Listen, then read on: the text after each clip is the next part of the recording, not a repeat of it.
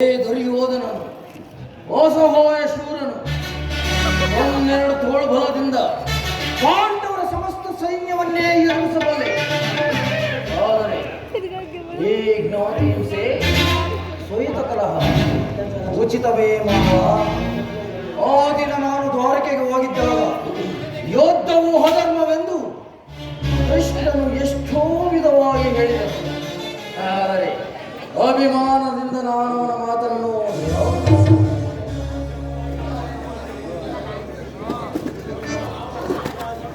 ಕೃಷ್ಣನು ಕ್ಷತ್ರಿಯ ಜಾತಿಯ ಪರಮವೇ. ಅವನ ಮಾತುಗಳು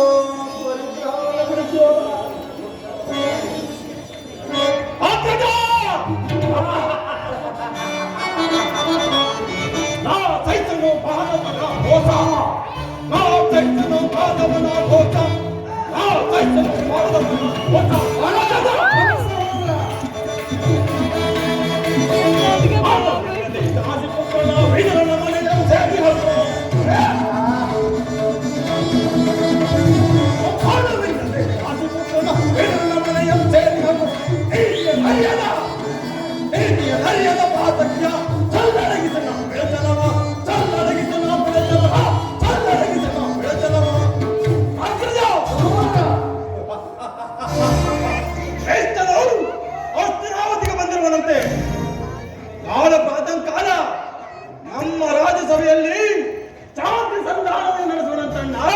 ಶಾಂತಿ ಸಂಧಾನ. ಕೃಷ್ಣನು ಹಸ್ತಿನಾವತಿ ಹೋಗು ಸಹೋದರ, ಅತಿಥಿ ಸತ್ಕಾರವನ್ನು ಸಿದ್ಧಪಡಿಸು. ಅಣ್ಣ, ಆ ದುರ್ಗದ ಗೋಪಾಲನು ಆಗಲೇ ನಮ್ಮ ಸತ್ಕಾರವನ್ನು ನಿರೀಕ್ಷಿಸುವುದಿಲ್ಲ. ಅಗಜಾನ್ವಿತಕ್ಕೆ ಯದು ನಂದನು, ಅಗಜಾನ್ವಿತಕ್ಕೆ ಯದು ನಂದನು, ದೈತ್ಯಾನ್ವಿತ ಗೆಳೆಯ ವಿದುರನಂ ಸಂಧಿಸಲು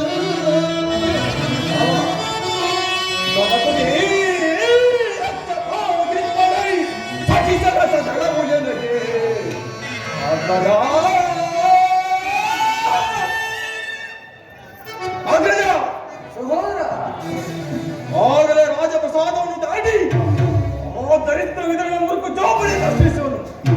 ಎಷ್ಟೊಂದು ಅವಹೇಳನ ಅಣ್ಣ, ಎಷ್ಟೊಂದು ಅವಹೇಳನ. ಇದು ಅವಹೇಳನವಲ್ಲ ಪ್ರಿಯ ಸಹೋದರ. ಮತ್ತೆ ಯದುಪತಿಯು ಭಕ್ತ ಪರಾಧೀನ ಇರಬಹುದು.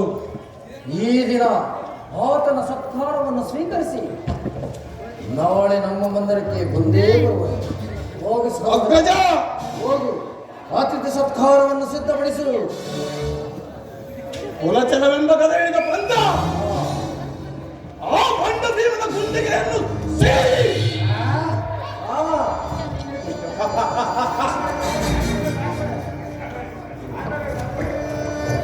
ಆದರೂ ಒಂದು ಎಚ್ಚರಿಕೆ ಅಣ್ಣ, ಎಚ್ಚರಿಕೆ. ಎಚ್ಚರಿಕೆ ಎಚ್ಚರಿಕೆ ಅಣ್ಣ, ಎಚ್ಚರಿಕೆ ಎಚ್ಚರಿಕೆ.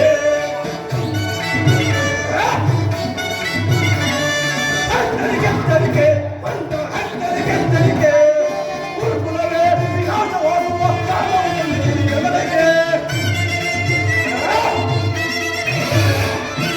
ಗುರುಕುಲವೇ ವಿನಾಶವಾಗುವ ಕಾಲಕ್ಕೆ ಎಚ್ಚರಿಕೆ ಎಚ್ಚರಿಕೆ ಅಣ್ಣ, ಎಚ್ಚರಿಕೆ ಎಚ್ಚರಿಕೆ.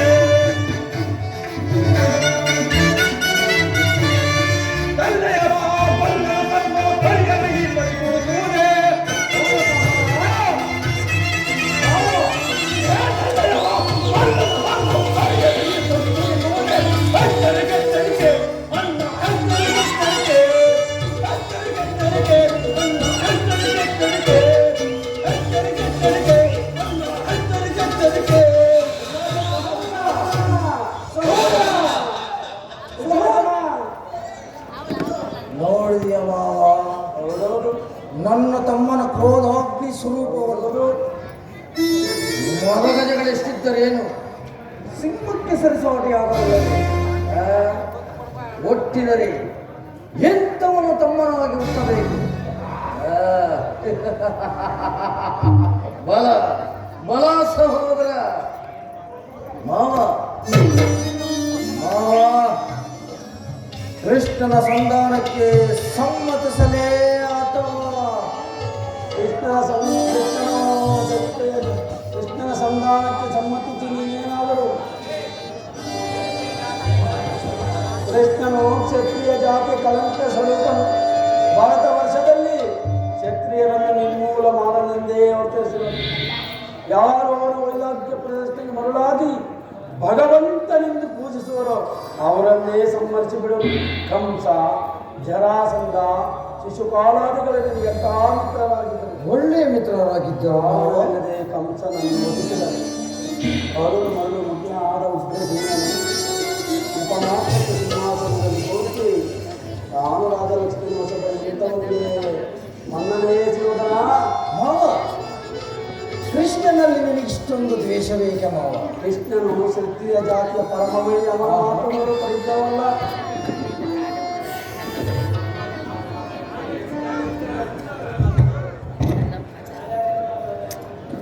ಕ್ಷತ್ರಿಯರನ್ನು ಸಮೂಲವಾಗಿ ನಾಶ ಮಾಡಲಂತೆ ಕೃಷ್ಣನು ಕ್ಷತ್ರಿಯ ಜಾತಿಯ ಪರಮವೇ ಅವನ ಮಾತುಗಳು ಪರಿದ್ದವಲ್ಲ. ಮಾವ, ಕೃಷ್ಣನು ನೀನು ಹೇಳುವಂತಹ ವಂಚಕನಿರಬಹುದು. ಆದರೆ ಅವನ ಮೇಲಿನ ದ್ವೇಷದಿಂದ ಪಾಪ ಪಾಂಡವರನ್ನು ಹಿಂಸಿಸಬೇಕಾಗುವುದಲ್ಲ ಮಾವ. ಪಾಂಡವರು ಪಾಪ ಪುಣ್ಯ ದಯೆ ದಾಕ್ಷಿಣ್ಯ ಇದೆಲ್ಲವನ್ನು ಎಲ್ಲಿಂದ ಕಲಿತೆ ಸುಯೋಧನ? ಪಾಂಡವರನ್ನು ಕೃಷ್ಣನಿಂದ ಬೇರೆ ಮಾಡಲಾಗುವುದು. ಹೇಗೆ ಮಾವ? ಏಕೆಂದರೆ ಅವರೆಲ್ಲರೂ ಅವನ ಆತ್ಮಾಧಾರಕರು. ನೀನು ಏನಾದರೂ ಕೃಷ್ಣನ ಸಂಧಾನಕ್ಕೆ ಸಮ್ಮತಿಸಿ ಆ ಪಾಂಡವರಿಗೆ ರಾಜ್ಯವನ್ನು ಕೊಟ್ಟಿದ್ದೆ ಆದರೆ ನಿನ್ನ ವಿನಾಶಕ್ಕೆ ನೀನೇ ಅಲ್ಲವಯ್ಯ. ಅಗಡೆ ಆಟದಲ್ಲಿ ಸೋತಾಗಲೇ ಅವರಿಗೆ ರಾಜ್ಯದ ಮೇಲೂ ಹಕ್ಕು ನಷ್ಟವಾಯಿತು. ಪುನಃ ಅವರನ್ನು ಹೊಂದುವುದೆಂದರೆ ಯುದ್ಧದ ರಣಕ್ಷೇತ್ರದಲ್ಲಿ ಚಲಿಸಿ ವಿಜಯಲಕ್ಷ್ಮಿಯನ್ನು ತೆಗೆಯಲಿ.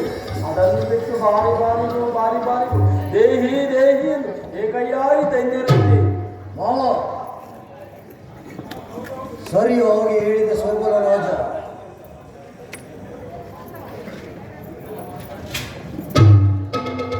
ಲೋಕದವರಾಗಿ ಪಾಂಡವರಿಗೆ ಸೂಜಿ ಮನೆ ಊರುವಷ್ಟು ಜಾಗವನ್ನು ಕೊಡಲಾಗುವುದಿಲ್ಲ, ಕೊಡಲು ಬಿಡುವುದೂ ಇಲ್ಲ. ಅಷ್ಟು ಮಾತ್ರವಲ್ಲ, ದುರ್ಯೋಧನ ಬಾರಿಗೂ ತನ್ನ ಸಂಧಿಯ ನೆಪದಿಂದ ತನ್ನ ಪ್ರತಿಷ್ಠೆಯನ್ನು ತೋರುತ್ತಿರುವ ಆ ಕಳ್ಳ ಕೃಷ್ಣನಿಗೂ ತಕ್ಕ ಶಾಸ್ತಿ ಆಗಲೇಬೇಕಲ್ಲ.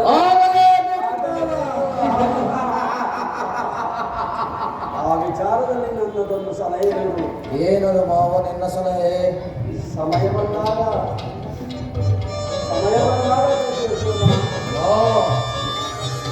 ನಿನ್ನ ಸಲಹೆಯ ಹೊರತಾಗಿ ಬೇರೆ ಯೋಧನನು ಕಾರ್ಯವನ್ನು ಮಾಡುವುದಿಲ್ಲವೋ?